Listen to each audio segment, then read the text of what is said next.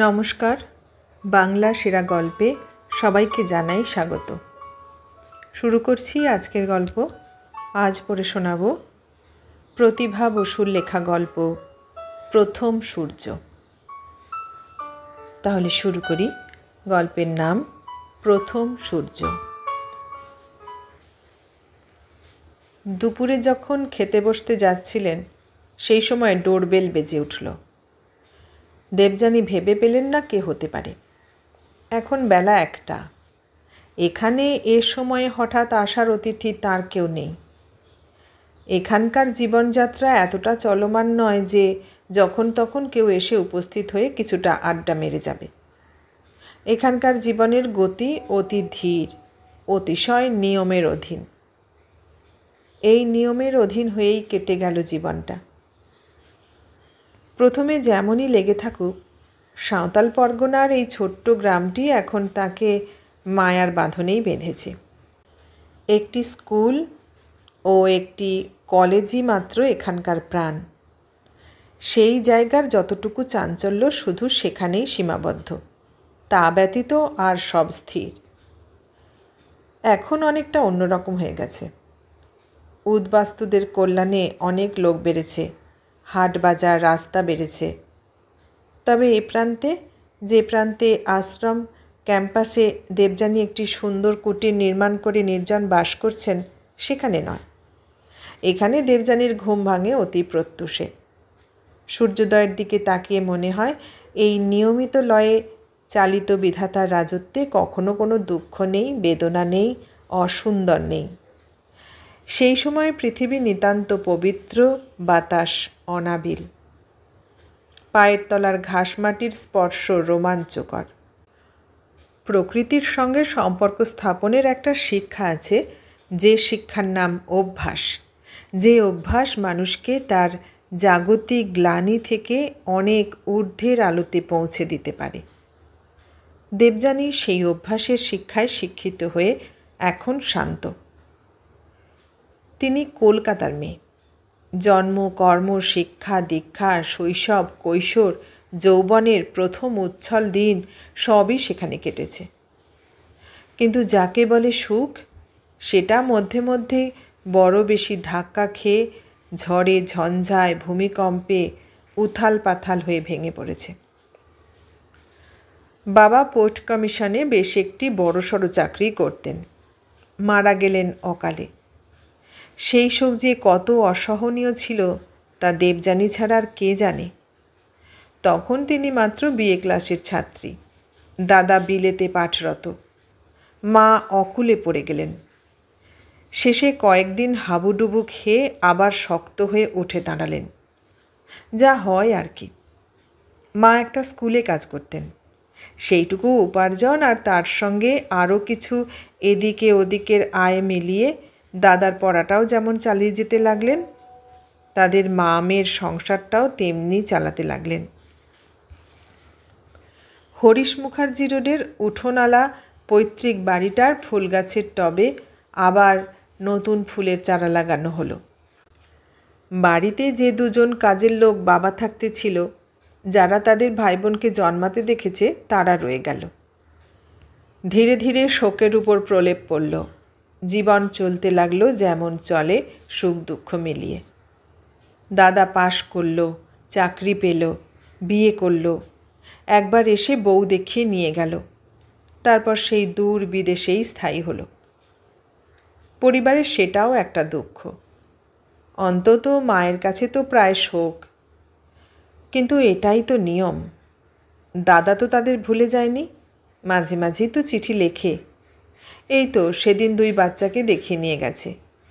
মিছিমিছি আবার নাতি দুটোকে বুকে নিয়ে বিদায় দিতে বুকটা ফেটে গেল মায়ের। খালি বাড়িটা ভরা হয়ে আবার খালি হয়ে গেল। সুবাসিনীদি মাকে শান্ত করতে করতে বলল, মা, ছেলে তোমার যোগ্য হয়েছে, মস্ত চাকরি করেছে, বিয়ে করেছে, বাচ্চার বাবা হয়েছে, আর কি চাও?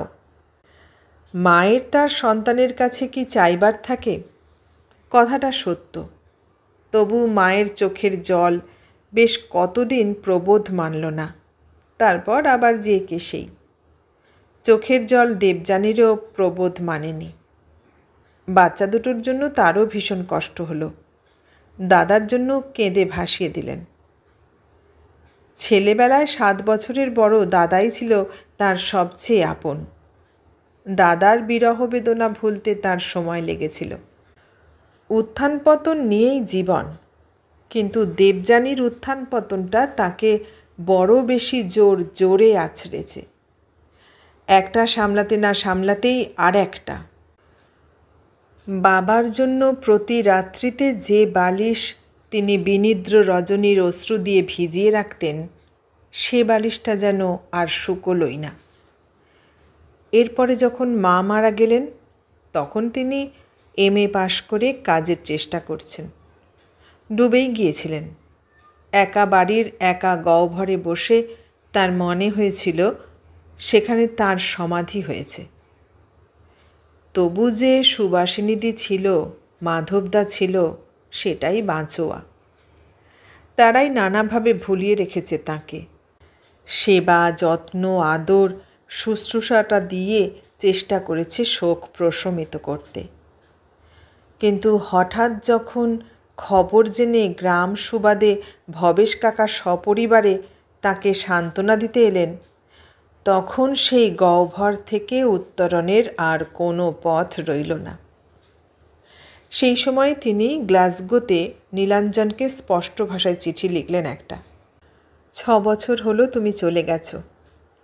গত 2 বছর যাবৎ তোমার চিঠির সুর আমার কাছে সব নিতান্ত অস্পষ্ট বলে বোধ হচ্ছে। আমি জানি না তুমি কি ভাবছো, কিন্তু আমার অবস্থা এখানে খুব শোচনীয়। মা মারা গেছেন, আমি সম্পূর্ণ একা, বলতে পারো অসহায়। পুরনো 2টি কাজের লোক মাধবদা আর সুবাসিনীদি যদি না থাকতো, আমি যে কি করতাম জানি না। এবার তুমি যা হয় একটা কিছু করো। হয় তুমি নিজে চলে এসো, নয়তো আমাকে যেতে অনুমতি দাও। বিবাহ ওখানেই হবে। দাদা বিদেশে, বাবা আগেই চলে গেলেন, এখন মাও গেলেন। তুমি ছাড়া আর আমার কি আছে বলো? তোমার মতামতের উপরই আমার এই নিঃসঙ্গ বেদনাময় জীবনের সব কিছু নির্ভর করছে। চিঠি পেয়েই জবাবে জানিয়ে দিও কবে রওনা হচ্ছ, অথবা আমি চলে যাব কি না। আমি অত্যন্ত উদ্ভ্রান্ত অবস্থায় দিন যাপন করছি। এই নীলাঞ্জনের সঙ্গে তার বিএ ক্লাসে ভর্তি হয়েই বন্ধুত্ব হয়েছিল। দেবযানীর প্রথম প্রেম।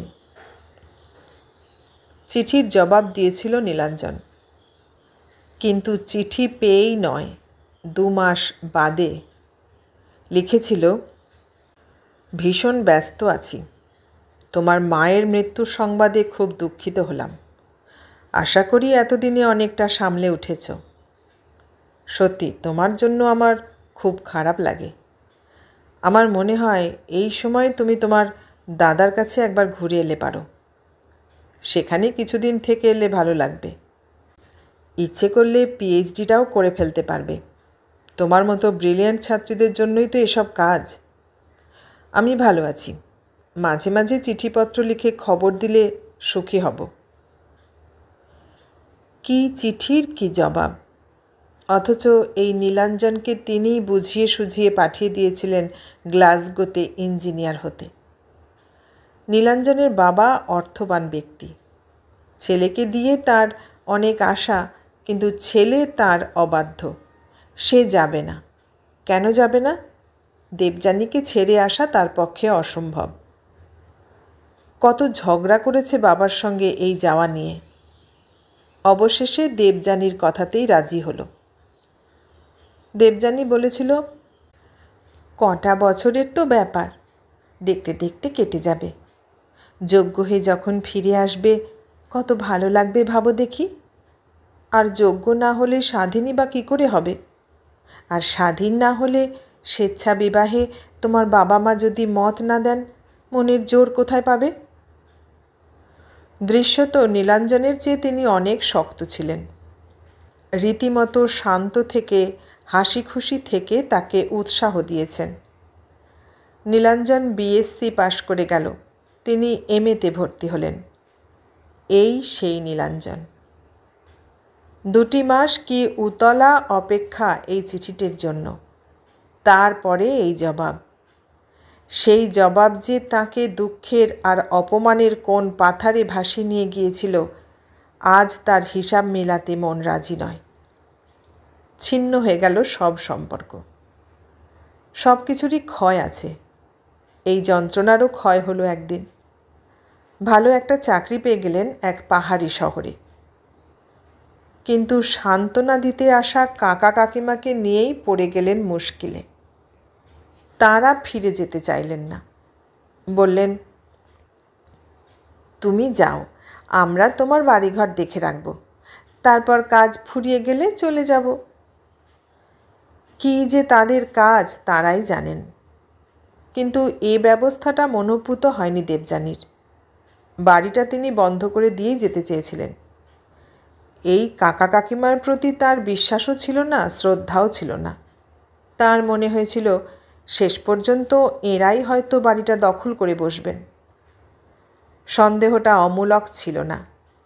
বাবাকে ইনি অনেক ঠকিয়েছেন। গ্রামে তাদের যা কিছু জমিজমা ছিল সবই ইনি নানা ফন্দি করে বেচে খেয়েছেন। এই বাড়িটাও যে তিনি সেভাবেই ব্যবহার করবেন না, তার কি কোনো নিশ্চয়তা আছে?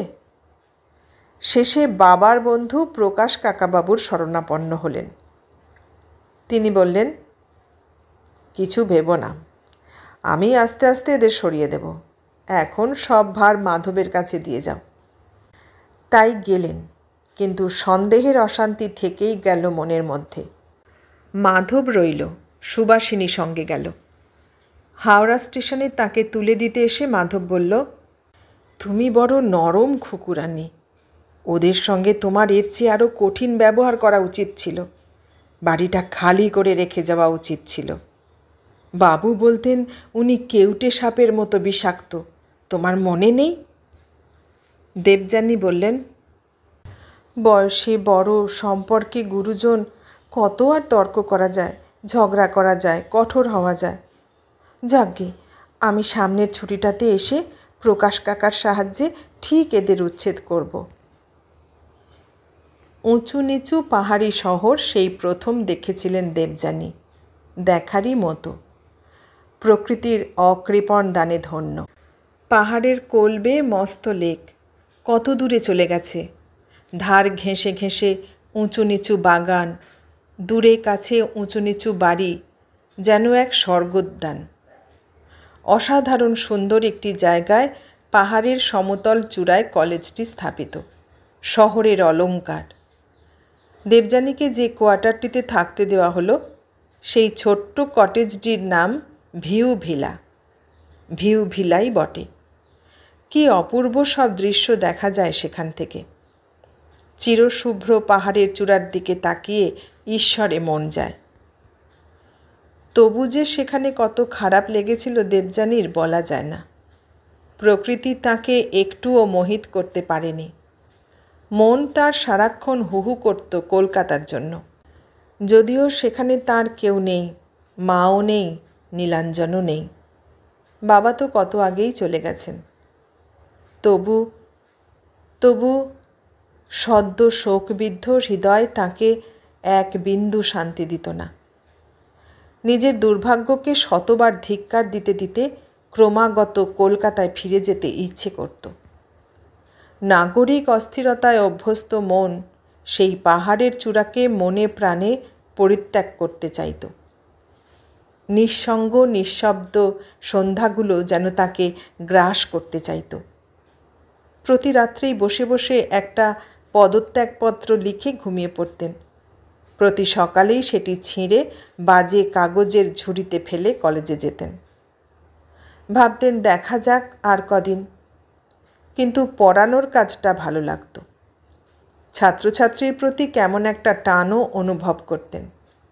ছাত্রছাত্রীরাও সবচেয়ে কম বয়সী শ্যামলী সুন্দরী অধ্যাপিকাটিকে খুব পছন্দ করত। ম্যাডাম বলতে তারা পাগল। 2টি চিঠি এলো একসঙ্গে, একটা দাদার, একটা মাধবের। দাদা লিখেছে, তুই চলে আয় না এখানে, একা একা কী করবি দেশে থেকে? আমরা অতি হতভাগ্য, তা নইলে এই বয়সে পিতৃমাতৃহীন হব কেন? চাকরি পেয়েছিস সেটা ভালো কথা, তবুও একা একাই তো থাকিস, সেটা ভাবতে ভালো লাগে না। মাধব লিখেছে, খুকু রানী, আমি তোমার ছুটির দিকে চেয়ে বসে আছি। এখানকার অবস্থা ভালো না, এরা যে সহজে যাবেন তা মনে হয় না। আর একটা জিনিস বড্ড খারাপ লাগছে, মা বাবার সব কিছুতে ওরা হাত দেন। একদিন ঘর পরিষ্কার করতে যখন ঘরে ঢুকেছি, আমাকে যা তা গালাগাল দিয়ে বার করে দিয়ে নিজেরা ঢুকে পড়লেন। এখন সে ঘরেই বাস করছেন, আমি যে কি করব বুঝতে পারছি না। প্রকাশবাবু কলকাতায় নেই, একবার যদি আসতে পারতে খুব ভালো হতো। কি বিড়ম্বনা! এই বিড়ম্বনাই তাঁর বিধিলিপি।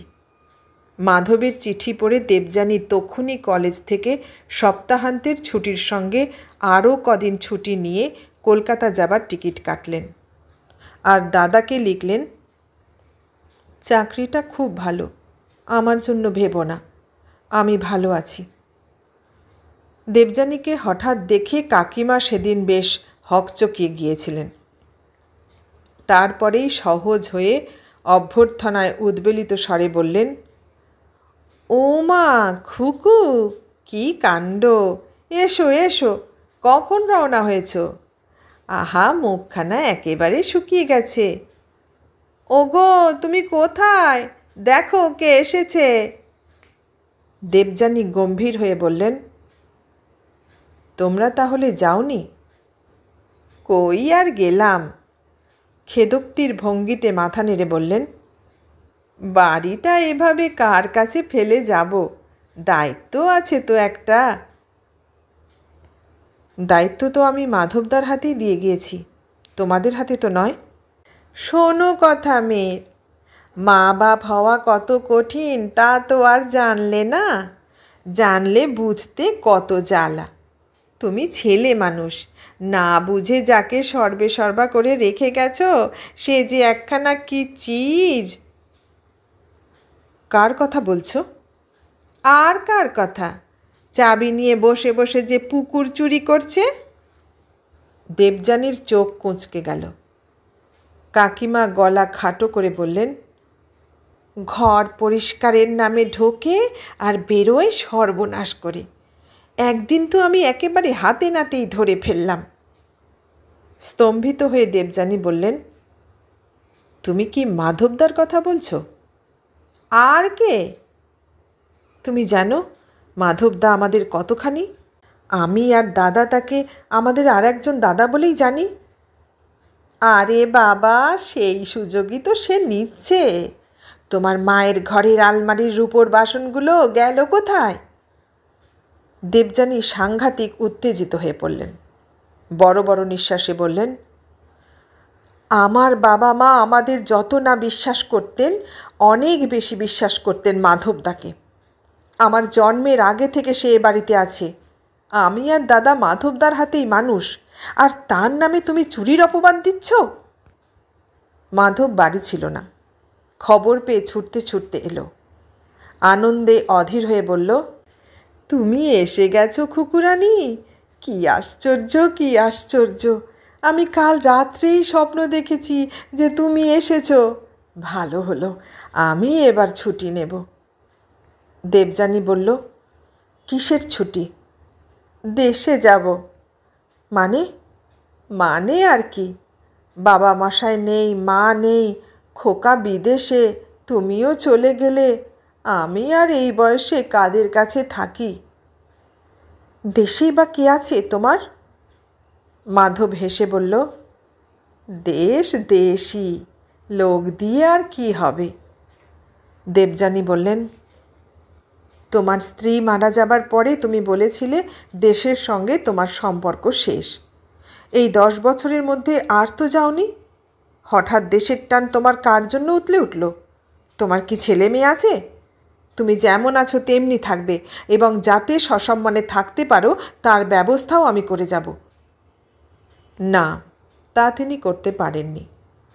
কাকা বাড়ি এসে প্রবল হইচই শুরু করে দিলেন। বললেন, একটা চাকরের সামনে তুই তোর কাকিমাকে অপমান করেছিস কেন? বাড়ি কি তোর একার? আমরা থাকবো কি থাকবো না সে কথা বলার অধিকার কি তোর একার? তুই তো মেয়ে, তোর তো কোনো অধিকার নেই। সব অধিকারই হয়তো সন্দীপের। বেশ তো, সে আসুক, সে বলুক, চলে যাব, ঠিক চলে যাব, তার আগে নয়। আর এই মাধবকেও আমি তাড়াবো। বেটা চোর, রূপার বাসনগুলো গেল কোথায়? এই ভয়ঙ্কর অপবাদের উত্তরে ক্ষিপ্ত কণ্ঠে দেবযানী বললেন, মাধবদা বিষয়ে ওভাবে কথা বলবেন না। যদি রূপোর বাসন আমার মায়ের আলমারি থেকে গিয়ে থাকে, সে বাসন কারা নিয়েছে তা আমি জানি, মাধবদা নয়। কি কি বললি? তোর এত বড় আসপর্ধা? চাকরটাকে বাঁচাতে আমাদের তুই চোর বলছিস? চাকরটা করবেন না। আমি আজই উকিলের বাড়ি গিয়ে এ বাড়ির সমস্ত দায়িত্ব আইন করে মাধব দাসের নামে লিখে রেখে যাব। তখন দেখব কিভাবে আপনি চাকর করেন। দাদাকেও চিঠি লিখছি। এরপরে কাকা প্রায় গায়ে হাত দেবার মতো করে তেড়ে এসেছিলেন। মাধব এসে মধ্যে দাঁড়ালো। খবরদার, আর যা করেন এটি করলে আপনাকে মান্য করব না। কিন্তু শেষ পর্যন্ত দেবযানী তুলতে পারলেন না তাদের। মাধবের কোনো বাধা না মেনে বাড়ির কর্তৃত্ব সম্পূর্ণভাবে তার নামেই লিখে দিয়ে বললেন, এছাড়া কোনো উপায় নেই। তুমি অধিকারী না হলে এদের রক্ষা অসম্ভব। আমি কালই চলে যাব। প্রকাশ কাকা আসা মাত্র সমস্ত ঘটনা তাকে বলবে। আমি দাদাকেও চিঠি লিখে দিচ্ছি। চোখ মুছতে মুছতে মাধব বলল, তুমি যে করে পারো কলকাতা চলে এসো। দেবযানী বলল, তাই করব, কিন্তু একটা চাকরি পাওয়া চাই তো। প্রকাশবাবু যথেষ্ট ক্ষমতাবান মানুষ, তিনি কি পারেন না একটা কাজ জোগাড় করে দিতে? বলে দেখব। বলেছিলেন, জোগাড় তিনি করেও দিয়েছিলেন, একবার নয় দুবার। কিন্তু দেবযানী আর ফিরলেন না। লিখলেন, আপনি যা করবার করুন, ওই অশান্তির মধ্যে আমি আর ফিরতে চাই না। আমার সমস্ত কর্তৃত্ব আমি মাধবদাকে লিখে দিয়ে এসেছি, সুতরাং মাধবদাই সব সামলাবে। আর দাদার চিঠি তো আপনি পেয়েই গেছেন। সবই পুরনো কথা, পোকায় কাটা ভুলে যাওয়া স্মৃতি। অথচ ডোরবেল শুনে দরজা খুলে দরজার বাইরে দাঁড়ানো আগন্তুকটাকে দেখে সব একসঙ্গে ছবির মতো দৃশ্য হয়ে একটার পর একটা ফুটে উঠতে লাগলো মনের পটে। যিনি এসেছেন তিনি বিখ্যাত প্রত্নতত্ত্ববিদ খোদ ইংরেজ ডক্টর জনসন জোসেফ, যার 6 ফুট লম্বা সুগঠিত দেহ এখনও যুবকের মতো সতেজ, যার মাথার চুল সাহেবদের ব্যতিক্রম হয়ে ঘন এবং এলোমেলো, যার স্ত্রী ইভের ভালোবাসার বন্ধনে পড়েই দেবযানী আর কলকাতা ফিরে যাননি, যার একমাত্র পুত্র হান্সের প্রতি বাৎসল্য ছিল তার সন্তানের অধিক। ডক্টর জোসেফকে দেখে যত কথাই হৃদয়ে ঢেউ তুলুক না কেন, তার সঙ্গে সেই জীবনের কোনো সংস্রব নেই। কিন্তু মনে পড়ে গেল, এই পরিবারের বন্ধনই তাকে যে অন্য সব বন্ধন থেকে ছিন্ন করেছিল, বোধহয় সেই জন্য। কাকাকে বাড়িটার দখল থেকে উচ্ছিন্ন না করে যথেষ্ট মন খারাপ নিয়ে তিনি ফিরে এসেছিলেন। আতঙ্ক হচ্ছিল মাধবের জন্য। মনে হচ্ছিল বৃদ্ধ বয়সের শেষে না খুন হয় ওদের কাছে। এই অদ্ভুত চরম কথাটা কেন মনে হয়েছিল কে জানে। ভবেশ নামক সম্পর্কিত কাকাটিকে তার একটুও বিশ্বাস হচ্ছিল না। ঠিক সেই অস্থির সময়টাতেই এই ডক্টর জোসেফের স্ত্রী ইভের সঙ্গে তার পরিচয়। ইভ সমাজসেবিকা, আদিবাসীদের ঘরে ঘরে গিয়ে চিকিৎসা করেন, কুষ্ঠরোগীদের ওষুধ লাগান, দুর্গতদের সাহায্য করেন। মহিলাকে আগেও দেখেছেন, কিন্তু আলাপ হয়নি। হলো সেদিন এক পাহাড়ি পথের বাঁকে মুখোমুখি হয়ে দাঁড়িয়ে। দুজনই দুজনকে অভিবাদন করলেন, এবং কয়েক মুহূর্তের মধ্যেই অন্তরঙ্গ হয়ে গেলেন। দেবযানীর গুণে নয়, ইভের গুণে। কিছুটা তার 10 বছরের দেবদূতের মতো পুত্রটির জন্য। সেও তার মায়ের সঙ্গে যাচ্ছিল। প্রকৃতিকে ভালোবেসে যারা সব ভুলতে পারে, ইভ ছিলেন তাঁদেরই একজন। ছেলেকে নিয়ে জঙ্গলে যাচ্ছিলেন গাছ চেনাতে। বললেন, তুমিও চলো না, দেখো খুব ভালো লাগবে, দারুণ একটা জঙ্গল আবিষ্কার করেছি। ছুটির দিন ছিল, রুটি কিনতে যাচ্ছিলেন। রুটি কেনা ছেড়ে চলে গেলেন জঙ্গল দেখতে। সেই জঙ্গলই তাকে প্রথম প্রকৃতির প্রেমে দীক্ষিত করল। জঙ্গলের ঘ্রাণ তাকে বিমোহিত করল, ইভেরই জন্য। ইভই তার ভিতরে সেই বীজ বপন করে দিল। কিছুদিনের মধ্যেই তিনি ইভের নিরবচ্ছিন্ন সঙ্গী হয়ে উঠলেন। তাকে ছাড়া একদিন চলে না ইভের। অবশ্য তাঁরও চলে না সেই বিদেশিনীকে না হলে। এই বিদেশিনী তার সস্নেহ সহজ সরল বন্ধুতার সংস্পর্শে তার সকল দুঃখ মুছে দিয়েছিলেন। মাতৃশোকের তীব্রতা, নীলাঞ্জনের বিশ্বাসঘাতকতা, কাকা কাকিমা নামক 2 আত্মীয়ের দুর্বৃত্ততা, মাধবদার জন্য আতঙ্ক, সব কিছুর উপরই একটা প্রলেপ লাগিয়ে দিয়েছিলেন। তাছাড়া সেই পাহাড়ি শহরের মোহেও পড়ে গেলেন। ইভের সঙ্গে সমাজসেবায় মন না গেলেও জলে জঙ্গলে বেপরোয়াভাবে ঘুরে বেড়াতে খুব মন গেল। ঈশ্বর রচিত সেই বন্য সৌন্দর্যের অলৌকিকত্বে জীবনের স্বাদ বদলে গেল। যে সন্ধ্যার নিস্তব্ধতা তাকে অতিষ্ঠ করে প্রতিদিন একটি পদত্যাগপত্র লিখতে বাধ্য করত, সেই নিস্তব্ধতার মহিমাই তাকে স্থিত করল। এই সময়েই প্রকাশ কাকা তার জন্য একটি কাজের খবর জানিয়ে চিঠি লিখেছিলেন তিনি কর্তৃপক্ষের সঙ্গে সব কথাই বলে রেখেছেন, দেবযানী যেন অতি সত্বর আবেদনপত্রটি পাঠিয়ে দেয়। উত্তরে দেবযানী একটা অছিলা দিয়ে বলল, হাজার হোক এটা একটা বিশ্ববিদ্যালয়, বিশ্ববিদ্যালয় ছেড়ে কলেজে যেতে মন চাইছে না। তারও পরে প্রকাশ কাকা বিশ্ববিদ্যালয়েই একটা চাকরির খবর পাঠালেন। সেটাও তিনি অতি কুণ্ঠিতভাবে প্রত্যাখ্যান করলেন। কলকাতার কথা ভাবতে তখন আর তার একটুও ভালো লাগে না। কিন্তু ইভের পরামর্শ এবং প্ররোচনাতে তাকে সেই অশান্তির মুখোমুখি হতেই হয়েছিল শেষ পর্যন্ত। ইভের কাছে তিনি তার সুখ দুঃখের সব কথাই অকপটে বলতে অভ্যস্ত হয়ে পড়েছিলেন। কাকা কাকিমার বাড়ি দখলের চেষ্টার কথাটাও বলেছিলেন একদিন। শুনে ইভ বলল, সে কি, এড়িয়ে গিয়ে পালিয়ে গিয়ে তুমি তাদের যা খুশি তাই করতে দেবে? যে ঠকায় সে যত বড় শয়তান, যে বুঝে শুনেও ঠকে সে তার চেয়েও বেশি বোকা। যে শয়তান সে যত পাপিষ্ঠ, যে শয়তান জেনেও তাকে বিরত করে না, সাজা দেয় না, যুদ্ধ করতে ভয় পায়, সে তার চেয়ে বেশি পাপী। তুমি যাও, কলকাতা যাও, এর বিহিত করো, তারপর ফিরে আসবে। শুধু বলেই নিষ্কৃতি দেয়নি সে, কোনো ছুটিতে রীতিমতো তাগাদা দিয়ে পাঠিয়ে দিল। মনে যথেষ্ট জোরও দিয়েছিল। প্রকাশ কাকার সাহায্যে আইনের মধ্যস্থতায় শেষ পর্যন্ত তাদের তুলতেও সক্ষম হলেন। ইভের কাছে তার ঋণের শেষ নেই। ইভ দেখতে বেশ ভারী সারি মোটাসোটা। সেই তুলনায় ডক্টর জোসেফ ছিলেন এক ছিপছিপে তরুণ যুবা। ইভের সঙ্গে দেবযানীর এত ঘনিষ্ঠতা ছিল বটে, কিন্তু জোসেফ সবসময় দূরের মানুষ। যৎসামান্য অভিবাদন ছাড়া সেই মানুষটির সঙ্গে আর বিশেষ কোনো সম্পর্ক ছিল না। সেজন্য ইভ অনেক সময় রাগ করত, বলতো, ও চিরকালই এই রকম রইল, রাস্টিক, কিছুতেই ওকে আর মানুষ করা গেল না।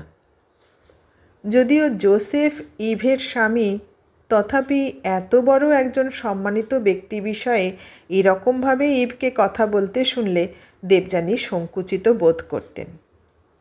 স্বামীর প্রতি ইভের প্রেমের চেয়ে বোধহয় স্নেহ ছিল বেশি। যেভাবে তিনি হান্স বিষয়ে বলতেন সেভাবেই জোসেফ বিষয় বলতেন জনির নিজের বিষয় ছাড়া আর কোনো দিকেই মন নেই। সারাদিন তার ফসিলের চিন্তা ব্যতীত দ্বিতীয় কথা নেই। দেখছো তো কি অ্যাট্রাকটিভ চেহারা, কত মেয়ে অস্থির ছিল ওর জন্যে, ওর কি গ্রাহ্য ছিল? দেবযানী হেসে বলেছিলেন, আপনি ছাড়া। ইভ হেসে মাথা নেড়ে বললে, না তাও নয়, জনি কি আমাকে বিয়ে করেছে নাকি? আমি তো বিয়ে করেছি জনিকে। অস্বীকার করব না, ওর জন্য আমি একেবারে পাগল হয়ে গিয়েছিলাম। কত মেয়েকে ব্যর্থ করে যে ওকে পেয়েছি তার ঠিক নেই। সেটাই আমার সবচেয়ে বড় জয়। তবে হ্যাঁ, আজ পর্যন্ত আমি ছাড়া জনি আর কোনো মেয়ের দিকে তাকায়নি, একদিনের জন্যও না, কারো প্রতি আকর্ষিতও হয়নি। আপনি হয়েছেন, এটা দেবযানীর ঠাট্টা। ইভ কিন্তু ঠাট্টা হিসেবে নিল না, চোখ বড় করে বলল, হইনি মানে? ওর বন্ধু মাইকেলের সঙ্গে তো একসময় আমার রীতিমতো ভালোবাসা হয়েছিল, তাতেই কি ওর ভ্রুক্ষেপ আছে? বলেও ছিলাম আমি তোমাকে ডিভোর্স করে মাইকেলকে বিয়ে করব। সত্যি? দেবযানীরও চোখ বড় হয়। সত্যি না তো মিথ্যে নাকি? ইভ সরল হৃদয়ে বলে। আমাকে কি জবাব দিল শুনবে? বলল, ভালো লাগলে করো, আমি কি বলবো?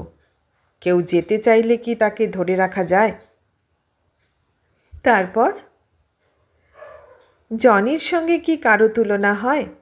জনিকে ছেড়ে আমি যাব কেন? যার সঙ্গে যাই হোক না কেন, জনি আমার জনি। যেমন হান্সকে ছেড়ে আমি যেতে পারি না। স্বামীকে নিয়ে আপনার খুব অহংকার। হবে না? সারা দেশ যাকে নিয়ে অহংকার করে সে আমার স্বামী। আমার অহংকার হবে না তো কার হবে? তবে ওই আর কি, সংসারের দিকে এত অমনোযোগী যে মধ্যে মধ্যে মনে হয় ও বোধহয় আমাকে ভালোবাসে না। তখন ভাবি, যারা অনেক বড় হবে তাদের কি এইসব ছোটোর দিকে তাকালে চলে? আমি আর আজকাল তা নিয়ে রাগ করি না। ও তো কোনো দিনই আমার জন্য পাগল হয়নি, আমিই হয়েছিলাম। তবে এটাও ঠিক, যদি অন্য কোনো মেয়ের দিকেও কোনো দিন মনোযোগ দেয় আমি ভীষণ কষ্ট পাব। এই সেই জনি, ইভের সন্তান তুল্য ভালোবাসার স্বামী জনি, গৌরবের জনি, যিনি ইভ ছাড়া অন্য মেয়ের দিকে তাকালে ইভ ভীষণ কষ্ট পাবে, সেই জনি। এত বছর বাদে সে কোন পরাবার থেকে ভেসে এলো? ইভ মারা গেছে আজ থেকে কদিন আগে। দেবযানীর বয়স তখন কত ছিল? কী মাস ছিল সেটা? এখানে তিনি কবে এসেছেন? কলকাতার বাড়িটা কবে বিক্রি করলেন? এই আশ্রমের সন্ধান তাকে কে দিল? অভয় আনন্দের সঙ্গে কোথায় দেখা হলো তার? এই মৃত প্রতিষ্ঠানটিকে জীবিত করবার ভার নিয়ে কখন চলে এলেন রাতারাতি? সব গুলিয়ে গেল। মস্ত প্রান্তরে মস্ত এক বাড়ি, বাড়িটি কোনো জমিদারের দান। এই দানটি হাতে নিয়েই আজকের এই স্বয়ংসম্পূর্ণ প্রতিষ্ঠানটির সূচনা। বাড়িটির বিশালত্ব অসীম, জমির মাপ অপরিমিত। বহুকাল পোড়োহে থেকে শেয়াল শকুনের আস্তানা হয়ে উঠেছিল, চোর ডাকাতের আখড়া হয়ে উঠেছিল, ভূতের বাড়ি বলে বিখ্যাত হয়ে পড়েছিল। এখন এখানে কি নেই? ছোট স্কুল, বড় স্কুল, কত ধরনের শিক্ষার ব্যবস্থা, দুর্গতদের আশ্রয়। এই মৃতকল্প প্রতিষ্ঠানে প্রাণ সঞ্চার করে তিনি এখন এখানকার মাতা। কিন্তু প্রাণ সঞ্চার করতে একসময় দেবযানী যা করেছেন সেই অমানুষিক পরিশ্রমের কোনো বর্ণনা নেই। সেই অমানুষিক পরিশ্রমটাই ছিল তখন তার বেঁচে থাকার একমাত্র উপায়। বিদীর্ণ বক্ষ নিয়ে বিলাপ করবার বিন্দুমাত্র অবসর না রাখার মূলধন। তবু কি তিনি বেঁচে ছিলেন, বেঁচে আছেন, ভুলেছিলেন, ভুলে আছেন? সব কিছুর পরে কি রাত নেই? অন্ধকার বিছানায় শুয়ে বিনিদ্র রজনী নেই? জ্বলন্ত স্মৃতি নেই? ইভকে কোনো বিষাক্ত পোকায় কামড়েছিল। শেষের দিকে বড্ড বেশি জঙ্গলে জঙ্গলে ঘুরে বেড়াত, নানা ধরনের গাছ সংগ্রহ করত, বই দেখে দেখে গাছ চিনতে চেষ্টা করত। একদিন ওই গাছ চিনতে গিয়েই সর্বনাশ হলো। গোড়া খুঁড়ে সে শিকড় বার করছিল। কি যে কামড়ালো!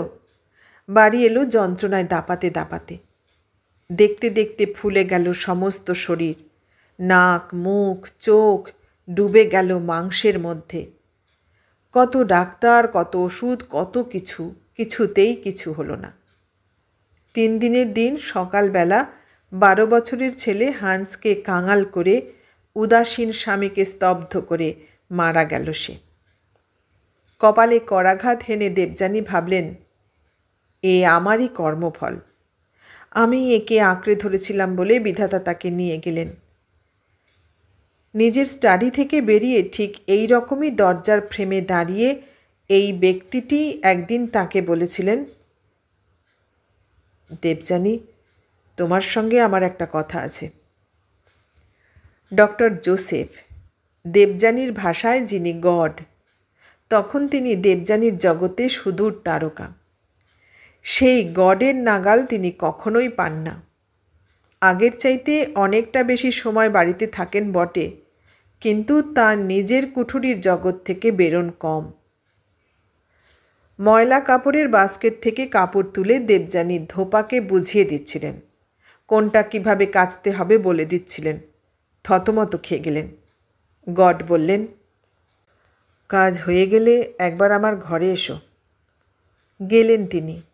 বললেন, বসো। বসলেন। হাতের বইটা টেবিলে রেখে একটু ঝুঁকে পড়ে বললেন, আমার জন্য তুমি এত পরিশ্রম করো কেন? কি জবাব দেবেন ভেবে পেলেন না। ইভ থাকতেই এই বাড়ির সঙ্গে দেবযানীর এই ধরনের একটা সম্পর্ক স্থাপিত হয়ে গিয়েছিল। ইভকে তিনি বরাবরই সংসারের কাজে অনেক সাহায্য করতেন। বিশেষত হান্সকে তো সবই করে দিতেন। স্কুলে না যাওয়া পর্যন্ত দেবযানী আন্টিকে তার চাই চাই। নানা ধরনের কাজ নিয়ে ছেলের অত আবদার রক্ষা করার মতো সময় ছিল না ইভের। কাজেই হান্সের ভার শেষ পর্যন্ত সর্বতোভাবেই তার হাতে এসে গিয়েছিল। হান্স তার প্রাণ, হান্স তার শূন্য জীবনের তৃপ্তি। বাইরে ঘোরার অভ্যাস থাকার দরুন ইভের সংসারে সর্বদাই কিছু না কিছু বিশৃঙ্খলাও লেগে থাকত। তাও দেবযানী সামাল দিতেন। ইভের মৃত্যুর পরে সেই ভারটাই কখন যেন দায়িত্বে পরিণত হলো। তরণীর হাল তাঁরই হাতের খেয়া হলো। আজ হঠাৎ এই প্রশ্নে বিব্রত বোধ করলেন। চুপ করে থেকে বললেন, কি পরিশ্রম করি? জোসেফ বললেন, কি না করো?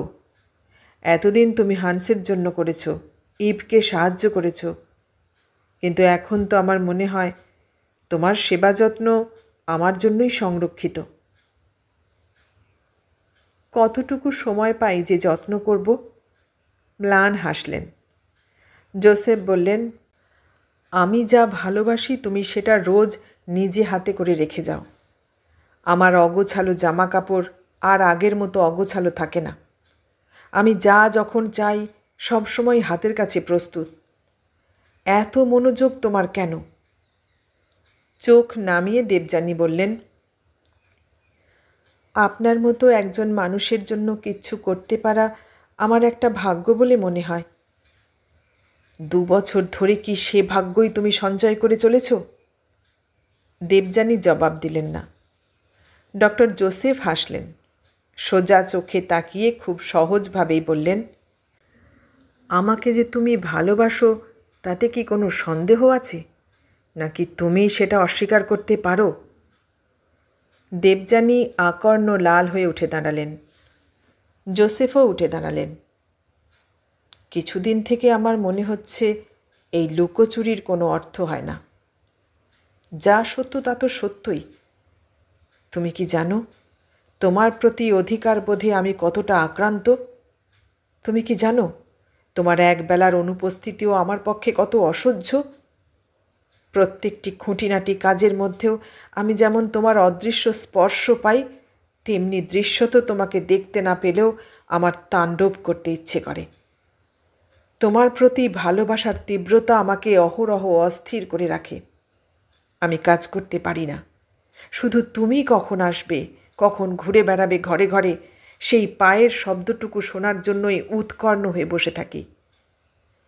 এখন আমি এক নতুন জগতের বাসিন্দা। এই জগতের দরজা তুমি খুলে দিয়েছ। এই আশ্চর্য জগতের স্বাদ আমি এতদিন জানতাম না। আমি তোমাকে চাই। Doctor Joseph! প্রায় আর্তনাদের মতো একটা শব্দ করে দেবযানী দুহাতে মুখ ঢাকলেন। ডক্টর জোসেফ সেই হাত সরিয়ে দিয়ে সবলে তাকে বুকের মধ্যে জড়িয়ে দীর্ঘ চুম্বনে স্নাত করলেন। সেই রাত্রে দেবযানী ঘুমোতে পারেননি। মনের অগোচরে পাপ নেই। সেই পাপের অপরাধে তিনি সততই ক্লিষ্ট ছিলেন। ডক্টর জোসেফ এভাবে সেটাকে উদ্ঘাটিত করে দেয়ায় লজ্জার সীমা রইল না।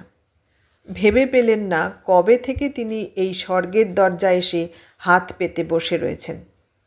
কবে থেকে ভিতরে ভিতরে এই প্রেমের অঙ্কুর মহিরুহ হয়ে উঠেছে। সারাটা রাত সেসব ভেবে যতটা ছটফট করলেন, ডক্টর জোসেফের শারীরিক স্পর্শের অনুভূতিতে আচ্ছন্ন হয়ে রইলেন তার চেয়ে অনেক বেশি। তার হৃৎপিণ্ড ঘন ঘন দোল খেতে লাগল। কেবলই মনে হতে লাগল কখন সকাল হবে, কখন গিয়ে তিনি জোসেফকে দেখবেন। একই সঙ্গে ইভের জন্য তার দুই চোখ ভরে জল এলো। ইভ জীবিতই থাকুক মৃতই হোক, ডক্টর জোসেফ তাঁরই স্বামী। কি করে তিনি তার সেই একাধিপত্যে হাত দেবেন, যেখানে হাত দিলে ইভের ভীষণ কষ্ট হবে? সেটা কি বিবেক, ধর্ম? ইভের প্রতি অন্তহীন কৃতজ্ঞতার কি এই পরিশোধ? পরের দিন তিনি গেলেন না। সন্ধ্যাবেলা হান্স এলো। 14 বছরের হান্স দেখতে যেন 24 বছরের যুবক। খাঁটি সাহেবের বাচ্চা। কি স্বাস্থ্য, কি তারুণ্য! মুখের মধ্যে একেবারে ইভ বসানো। মনে হলো সেই মুখ যেন ইভের রাগেই গনগন করছে। কড়া গলায় বলল, তুমি যাওনি কেন? হেসে দেবযানী বললেন, কেন, কিছু অসুবিধে হয়েছে? সস্নেহে তিনি তার হাত ধরতে চাইলেন।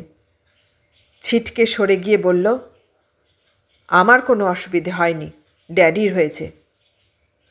কি হয়েছে?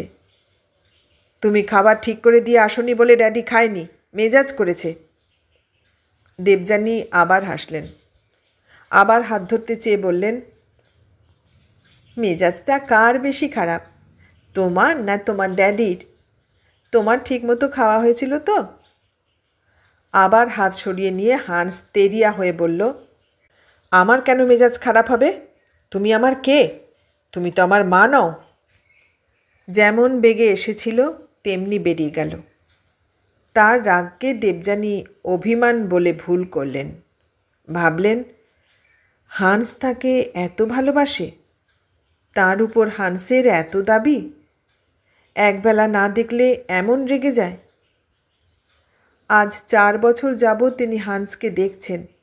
সত্যি তো এমন কোনো দিন হয়নি যে এরকম না গিয়ে নিশ্চিন্ত থেকেছেন। রাগ তো তার হতেই পারে। সেই রাত তিনি আত্মতৃপ্তিতে মুহ্যমান থেকে পরের সকালে উঠেই চলে গেলেন কুঠি বাড়ি। গিয়ে দেখা গেল হান্স ওই সকালেই কোথায় বেরিয়ে গেছে। জোসেফ চুলের ভিতরে হাত ডুবিয়ে একা একা বসে আছেন খাবার টেবিলে।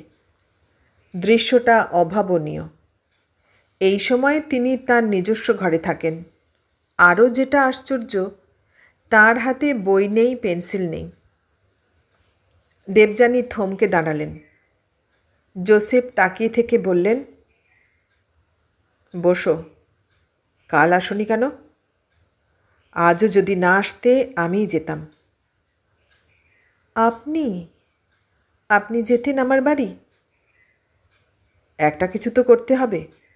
তুমিও আসবে না, আমিও যাব না, সেটা তো আর হয় না। ঠোঁট ভিজিয়ে দেবযানী বললেন, হান্স কোথায় গেছে? আমি জানি না। কিন্তু? কোনো কিন্তু নেই। তুমি আর ওকে একদম প্রশ্রয় দেবে না। ও খুব অসভ্য হয়ে যাচ্ছে। আহা, ছেলে মানুষ, আমার উপরে রাগ তোর হতেই পারে। না, রাগ তোমার উপরে নয়, আমার উপরে। কেন? সে আমার সঙ্গে ঝগড়া করে এই বাড়ি থেকে বেরিয়েছে। কেন?